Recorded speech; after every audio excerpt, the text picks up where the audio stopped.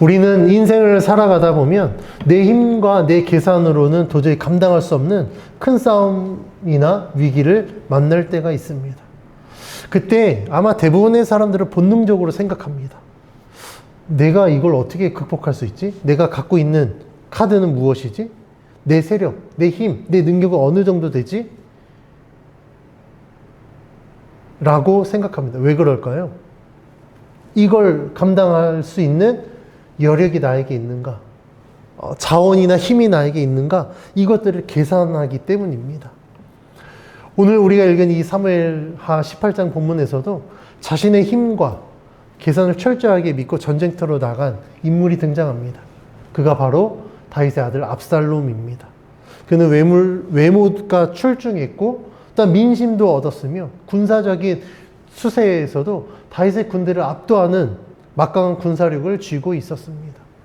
인간적인 계산대로 한다면, 표면적인 세력으로만 따진다면 이 전쟁은 압살롬이 당연히 이겨야 됩니다. 그런데 오늘 성경은요, 전혀 다른 반전의 모습을 보여줍니다. 다윗의 군대와 압살롬의 군대가 맞붙는 곳은 에브라임 수풀이었습니다. 그러면 왜 에브라임 수풀에서 그들이 맞닥뜨렸을까? 이 에브라임의 이름은요, 이스라엘 역사 속에서 반복적으로 교만과 분열에 상징하는 영적인 장소였기 때문입니다. 즉, 이 전쟁은요, 단순히 영토 전쟁이 아니라 하나님의 질서를 깨뜨린 인간의 교만과 이 언약 공동체 내부의 분열이 가져온 비극적인 현장임을 암시적으로 보여주기 위해서 이 에브라임 수풀이 전쟁터가 된 것입니다. 오늘 말씀을 통하여서 하나님께서는 이 인간의 치밀한 계산과 막강한 군사력이 아닌 하나님의 계획이 어떻게 이루어지는지를 보여주고 있습니다. 그래서 오늘날 살아가는 우리들에게 진짜 승리의 비결이 어디에 있는지를 우리들에게 말씀해 주고 있습니다.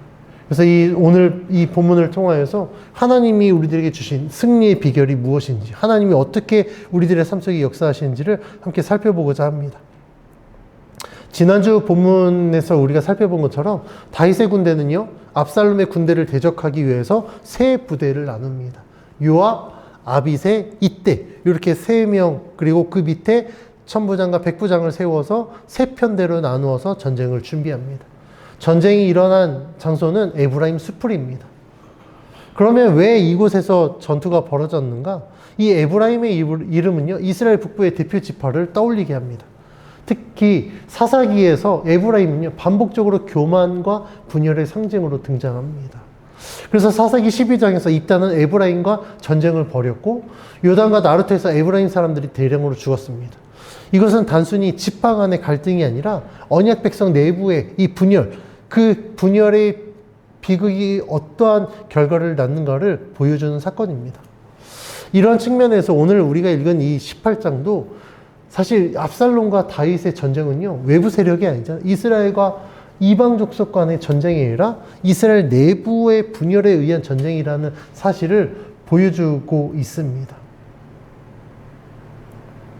그래서 에브라임 수풀은요, 독자에게 이렇게 말합니다. 지금 벌어지는 일은 또 하나의 언약 공동체 내부의 붕괴다라는 것을 보여주고 있습니다. 압살롬의 반역은 단순히 왕권 침탈의 반역이 아니라 하나님이 세우신 왕권에 대한 반역, 즉 다윗에 대한 반역이 아니라 다윗을 세우신 하나님에 대한 반역이기 때문에 하나님의 질서를 무너뜨리는 아주 중대한 사건입니다. 그래서 이런 측면에서 에브라임 수풀에서 벌어지는 전쟁은 하나님을 반대하고 하나님의 질서를 무너뜨리는 이 반역 세력과의 전쟁이라고 할 수 있습니다. 이곳에서 하나님은요, 그 반역 세력들을 물리치시는데, 하나님의 이 전쟁에 늘 공식이 있습니다. 하나님의 전쟁의 공식은요, 절대 힘에 비례해서 승리하지 않습니다. 오히려 힘에 반비례하는 가운데 하나님이 역사하시는데, 그 내용이 7절, 8절에 기록되어 있거든요. 우리 같이 한번 봉독해 봅니다. 시작. 거기서 이스라엘 백성이 다윗의 부하들에게 패하매 그날 그곳에서 전사자가 많아 2만 명에 이르렀고 그 땅에서 사면으로 퍼져 싸웠으므로 그날의 수풀에서 죽은 자가 칼에 죽은 자보다 많았더라. 아멘.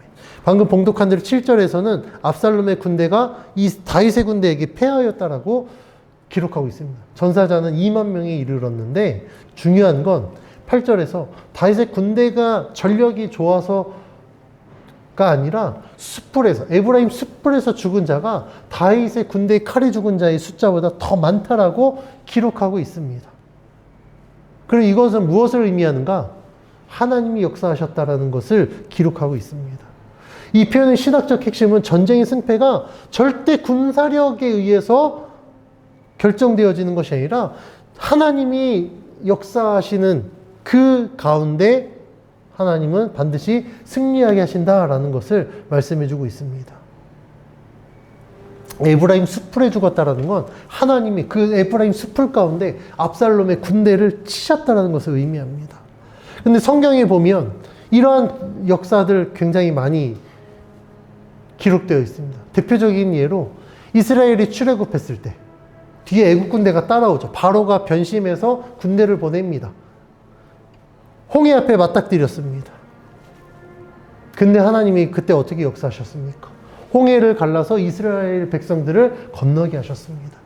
그리고 뒤쫓아오는 애국 군대는요, 다시 모든 이스라엘 백성이 홍해를 건너자 홍해를 하나님이 다시 원상태로 복귀하면서 홍해 바다에 애국 군대가 다 몰살돼 버렸습니다.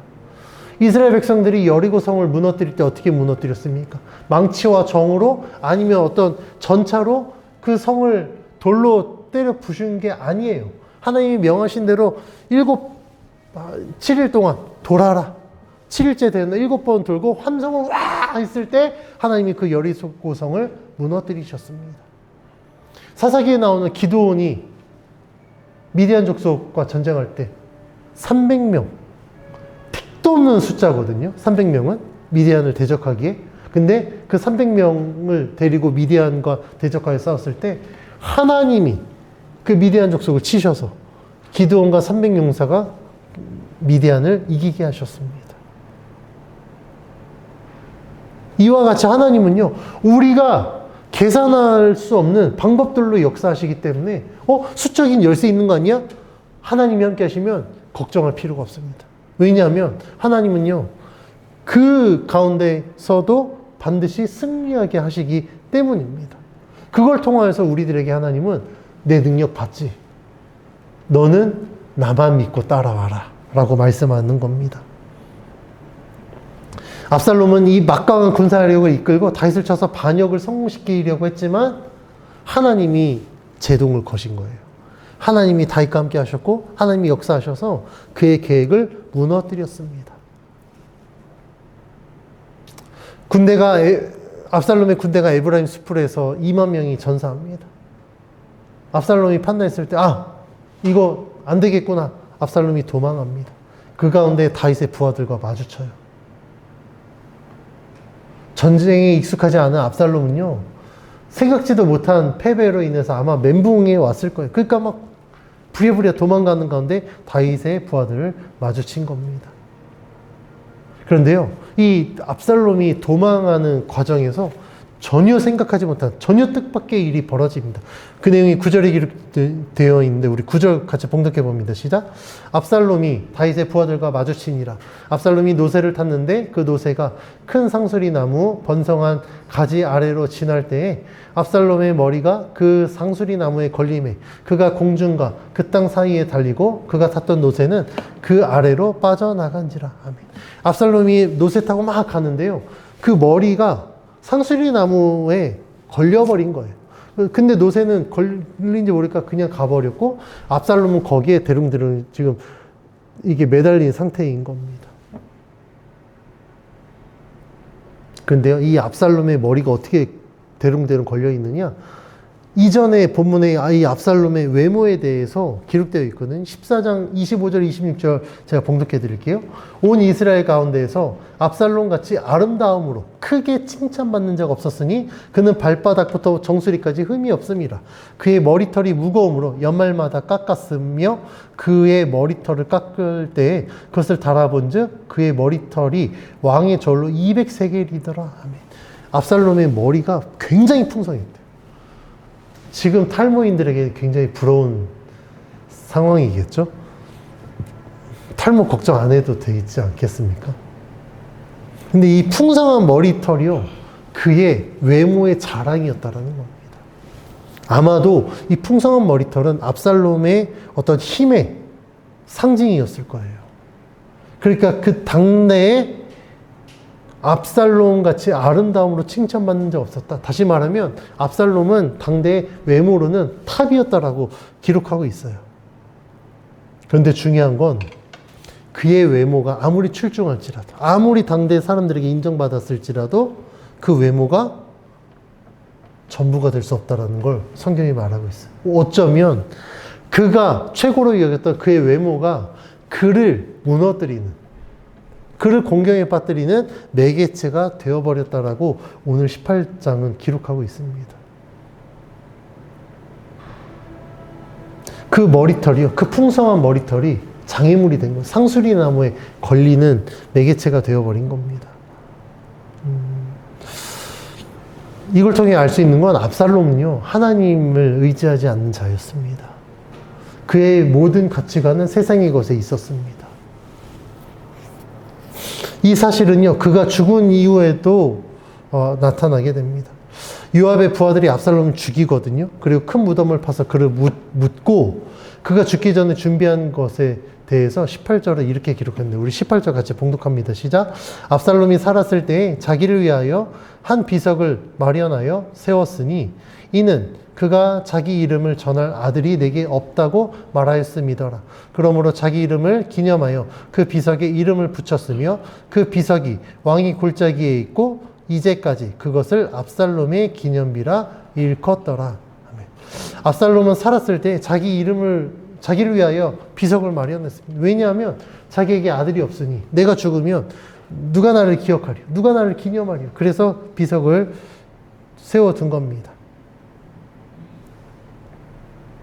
이걸 통해 알 수 있는 건 그는 끝까지 자기 외적인 걸 중요하게 여겼다라는 거예요. 하나님의 백성들은요, 하나님이 그 이름을 기억하게 하십니다. 그런데 압살롬은 하나님을 신뢰하지 않았잖아요. 그러니까 그가 죽으면 하나님이 그를 기억하게 하지 않고, 그러면 인위적으로 나를 기념해야겠다. 자기가 생각하고 자기의 방법대로 자기 이름을 새긴 겁니다.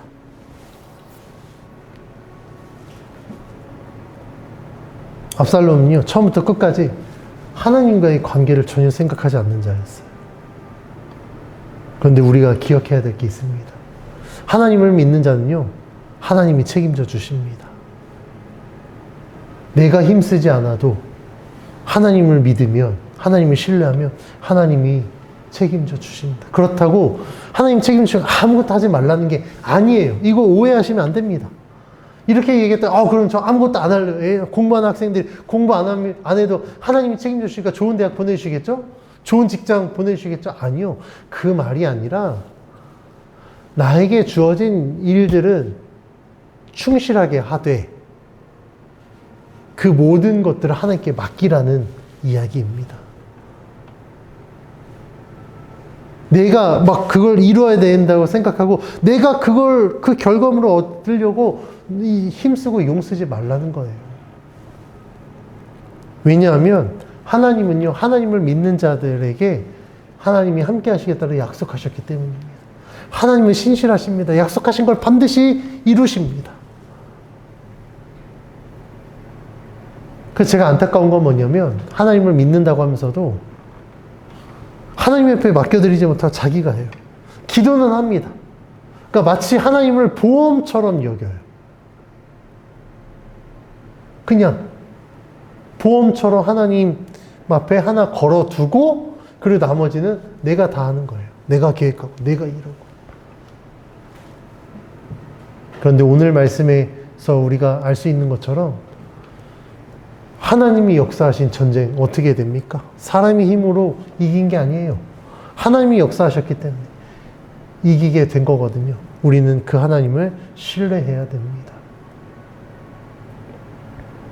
압살롬이 자기가 최고로 여겼던 이 외모, 그 머리카락이 상수리 나무에 걸려서 뜻밖의 전혀 예상하지 못한 상황에 놓여집니다. 근데 이 광경을 한 사람이 보고 요압에게 보고하는데 요압이 그에게 이렇게 제시합니다. 우리 11절 말씀 같이 봉독합니다. 시작. 요압이 그 알린 사람에게 이르되 내가 보고 어찌하여 당장에 쳐서 떨어뜨리지 아니하였느냐. 내가 내게 은 10개와 띠 하나를 주었으리라 하는지라.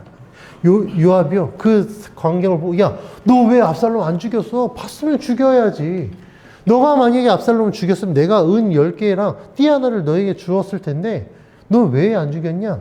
그랬더니 이 사람이 이렇게 고백해요. 우리 12절 13절 같이 봉독합니다. 시작. 그 사람이 요압에게 대답하되 내가 내 손에 은 1000개를 받는다 할지라도 나는 왕의 아들에게 손을 대지 아니하겠나이다.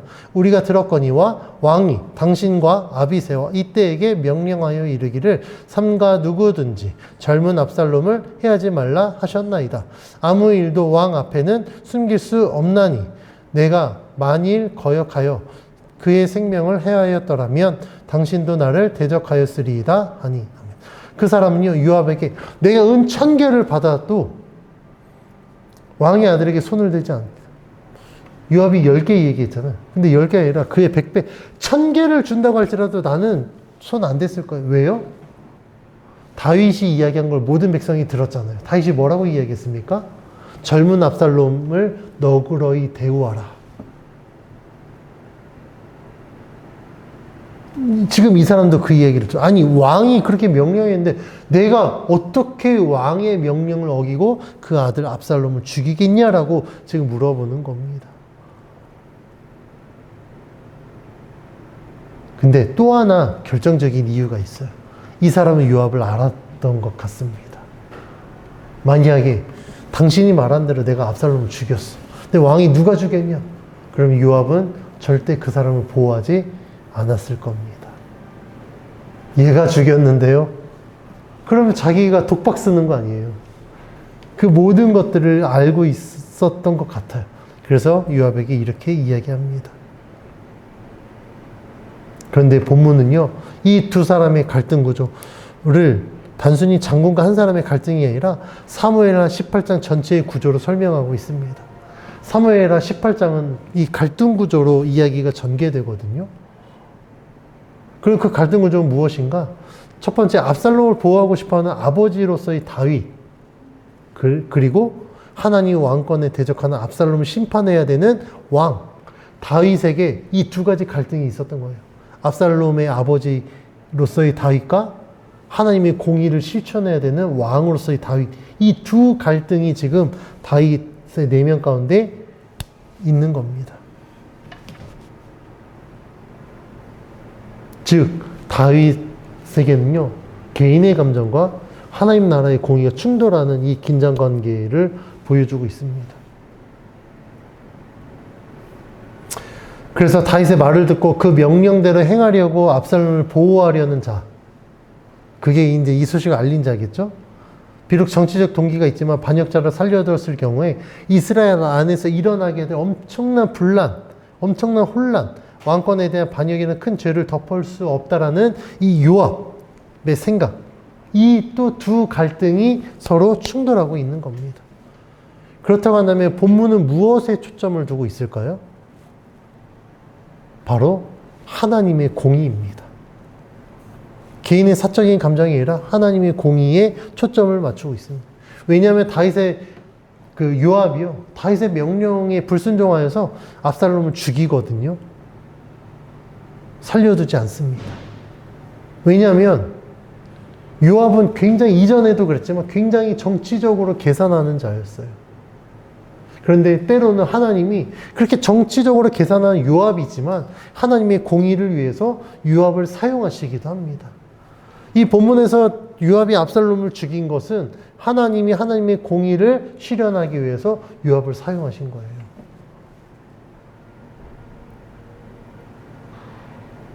요압은요, 하나님을 신뢰했기 때문에 압살롬을 죽였다라고 말할 수는 없을 것 같아요. 왜냐하면 요압의 이 삶의 가치관에서 하나님이 1순위가 아니었기 때문입니다.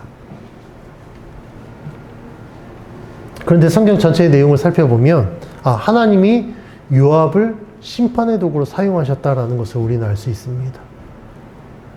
성경이 압살롬의 죽음을 통해 말하고자 하는 핵심은 무엇이냐면 다윗의 말보다, 그러니까 즉 왕의 명령보다 하나님의 주권이 더 우위에 있다라는 거예요. 분명히 다윗이 왕으로서, 물론 아버지로서 이야기했지만 왕의 명령으로 이야기했잖아요. 젊은 압살롬에게 너그러이 대우하라. 그것은 모든 백성이 들은 명령이었습니다. 그런데 성경은요, 압살롬을 살려두지 않았어요. 그러면 이 성경이 말하고자 하는 건 무엇입니까? 아무리 왕의 명령일지라도 하나님의 공의의 심판보다 위에 있을 수 없다 라는 겁니다. 다윗이 왕일지라도 그보다 더 위에 왕이 있다. 그 왕은 바로 여호와 하나님이다 라는 것을 말씀해 주고 있습니다. 그래서 우리는 기억해야 될 사실이 있습니다. 그것은 무엇이냐면 세상에 보이는 권력보다 하나님을 두려워해야 돼요. 우리 성도님들 하나님 두려워하십니까? 저는 하나님 굉장히 두렵습니다. 좋은 의미로도 두렵지만 안 좋은 의미로도 두려울 수도 있어요. 왜냐하면 제 개인적인 삶에서도 그랬지만 제가 특히 교회 개척하고 목회하면서 참 하나님 두렵다는 걸 꽤 많이 느낍니다.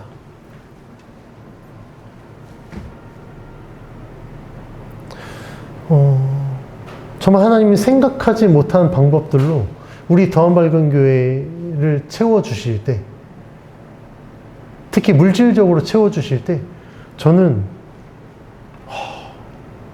이게 하나님이구나라는 걸 느껴요. 제 주변에서 사람들이 저희 교회를 생각하면 늘 제일 1순위로 걱정하는 게 성도들이 없는데, 헌금이 없을 텐데 교회 운영을 어떻게 하며 되게 걱정합니다. 그래서 제가 이야기해요. 저희 교회 성도 없습니다. 근데 표면적으로 제가 이야기하고, 저희 교회 아무것도 안 하고 그냥 숨만 쉬어도 한 달에 월 200만 원 이상 나가거든요. 근데 지금 6년째 저희 교회 운영되고 있습니다. 빚지지 않았어요. 저희 교회 빚 없습니다. 그럼 이거 어떻게 설명하겠습니까? 그렇다고 제가 뭐 한 달에 제가 막 5, 600만 원씩 헌금하지 못해요. 저도 그만큼 헌금 못합니다. 그럼 이걸 어떻게 설명하느냐? 저는 하나님의 은혜로 설명합니다. 실제로도 그렇고요. 왜냐하면 제가 처음 개척했을 때 하나님이 저에게 말씀하신 게 있거든요. 이 교회는 내가 책임지겠다. 네가 용쓰지 마라. 너는 기도하는 거에 용서라. 너는 내 뜻대로 행하는 거에 최우선으로 둬라. 다른 거 신경 쓰지 마라. 내가 책임지겠다. 그 말씀에 순종했더니 하나님이 저희 교회를 6년 동안 이렇게 지켜주셨습니다. 그럴 때마다 제가 하나님 앞에 늘 기도해요. 하나님, 정말 두렵습니다. 말씀하신 대로 책임져 주시는 하나님 너무 두렵습니다. 내가 계산기에 두드려도 답이 안 나올 때 하나님의 계산기는 생각하지 못한 답을 제시하시더라고요. 그래서 저는 하나님을 의지할 수밖에 없습니다. 저는 이러한 하나님을 우리 성도님들에게 증거할 책임이 있습니다. 제가 삶에서, 제 사역에서 지금 이렇게, 예전에 과거형이 아니라 실시간으로, 현재형으로 제가 이렇게 말씀드리면서 제가 우리 성도들께 늘 강조하는 게 있잖아요. 하나님 의지하십시오. 하나님의 방법대로 살아가십시오. 그럼 하나님이 책임져 주십니다. 오늘 본문도 그렇게 말씀하고 있습니다. 표면적인 전력으로는요, 다윗의 군대가 이길 수가 없어요. 아무리 다윗이 전쟁에 능한 자일지라도 수적 열세는, 이거는 말할 수 없는 상황입니다. 그런데 어떻게 됩니까? 하나님이 역사하셨습니다. 무엇으로요? 그들에게 강한, 정말 압살롬의 군대를 한 번에 할 수 있는 어떤 강한 무기를 주신 게 아니에요. 막 용병들을 주신 게 아니었습니다. 무엇으로 역사하셨습니까? 에브라임 숲으로 역사하셨습니다. 하나님의 방법들로 역사하셨습니다. 압살롬 어떻게 심판하셨죠? 그의 머릿결이 그 상수리 나무의 가지에 걸릴 거라고 누가 생각했겠습니까? 그런데 하나님은요, 그렇게 역사하셨습니다. 그래서 우리들은요, 하나님을 두려워하는 마음으로 하나님의 뜻을 분별해야 됩니다. 무엇이 하나님의 뜻인가? 무엇이 나의 욕심인가? 우리들이 정말 하나님의 백성으로 살아간다면 내 삶 가운데 나는 어떻게 살아가야 되지? 나는 무엇을 따르며 살아가야 되지? 분별하지 않으면요, 우리는 너무나도 쉽게 유혹에 넘어갈 수밖에 없습니다. 이게 정말 진리인 줄 알고 따라가는데 그게 알고 봤더니 거짓이에요. 거짓의 탑이 한순간에 무너지면 나는 그게 진리라고 생각하고 그것을 위해서 정말 평생을 내 모든 걸 다 투자했는데 그게 와르르 무너진다면 거기에서 오는 상실감 어떻게 감당하겠습니까? 그런데 하나님은 아닙니다. 하나님은요, 하나님을 믿고 따르는 그 삶을 반드시 책임져 주십니다. 누가 뭐라고 해도 우리가 이 하나님의 말씀을 진리로 따를 수 있는 이유는 그 진리는 변하지 않기 때문입니다. 그 진리를 믿고 따르면 하나님이 반드시 약속하신 대로 이루시기 때문입니다. 그래서 오늘 본문은 우리들에게 분명한 사실을 보여줍니다.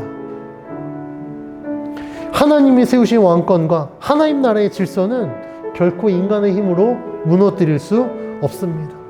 압살롬은 외모와 카리스마, 정치적 능력으로 사람들의 마음을 얻었습니다. 그리고 책사를 임명하고 어떤 수적 우위를 앞세워서 그 힘으로 왕이 될 수 있다고 생각했습니다. 그러나 그가 끝내 깨닫지 못한 사실이 있어요. 그것은 하나님이 역사하셔야만 그 자리에 오를 수 있다는 사실이었습니다. 왕의 자리는요, 사람이 힘으로 차지한다고 해서 얻을 수 있는 것이 아닙니다. 하나님이 허락해 주셔야 되고 하나님이 그 자리에 앉혀주셔야만, 하나님이 세워주셔야만 앉을 수 있는 자리입니다. 그래서 성경은 우리들에게 말씀하고 있습니다. 하나님이 모든 것을 이루시고 역사하시기 때문에 우리는 하나님을 믿고 신뢰해야 된다라고 말씀합니다. 우리는 세상을 살아가면서 내 생각, 내 뜻과 하나님의 뜻이 충돌할 때가 있어요. 세상의 힘과 하나님의 힘 사이에서 갈등할 수도 있습니다. 이때 우리에게 분별력이 없으면, 지혜가 없으면 우리는 너무나도 쉽게 눈에 보여지는 힘과 권력을 따르게 됩니다. 그런데 세상의 것의 결말은요, 허무함 밖에 남지 않습니다. 왜냐하면 그것은 진리가 아니라 허상이거든요. 그것을 따라가는데 한순간에 무너져 버리면 거기에서 오는 공허함과 거기에서 오는 그 실망과 좌절 때문에 우리는 넘어질 수밖에 없습니다. 그런데 하나님의 진리는 다릅니다. 복음은 변하지 않습니다. 복음의 능력은 지금도 우리들의 삶 속에 하나님의 역사로 나타납니다. 그래서 우리는 그 복음의 능력을 의지하며 살아가야 됩니다. 하나님이 우리들에게 약속하여 주셨습니다. 내가 너와 함께 하겠다. 하나님이 함께하는 삶은요, 절대 실패하지 않습니다. 쉽게 무너지지 않습니다. 그 삶 가운데 역사하시는 하나님을 바라보며 우리가 믿음으로 순종할 때 하나님은 우리를 통하여서 하나님의 뜻을 이루어 가십니다. 그것이 진짜 하나님의 왕권의 통치를 받는 하나님 나라 백성의 삶인 줄 믿습니다. 그러면 우리들의 삶에 진정한 왕이 누구인가? 우리는 그 왕을 바라봐야 됩니다. 우리들의 삶의 왕은요, 다윗이 아닙니다. 그 왕은 바로 예수 그리스도입니다. 다윗의 왕권이 완성되는 게 누구냐면 예수님이거든요. 그래서 마태복음의 족보 보면 아브라함부터 다윗까지 14대, 다윗부터 예수님까지 14대 하면서 이 하나님의 언약의 이 계보의 완성이 누구냐? 바로 예수 그리스도다라고 말씀하고 있어요. 그래서 우리는 그 예수 그리스도를 바라봐야 됩니다. 그러면 하나님의 뜻을 이루신 그 예수 그리스도의 십자가의 보혈의 능력이 우리를 붙들어 주셔서 하나님의 뜻을 이루는 삶을 살게 하실 줄 믿습니다. 그 역사하심을 기대하십시오. 사모하십시오. 그리고 삶 속에서 경험하십시오. 그것을 통하여서, 그 경험들을 통하여서 더 하나님을 굳건히 붙들고 하나님과 함께 살아가는 믿음의 백성의 삶이 되기를 주의 이름으로 간절히 축원합니다.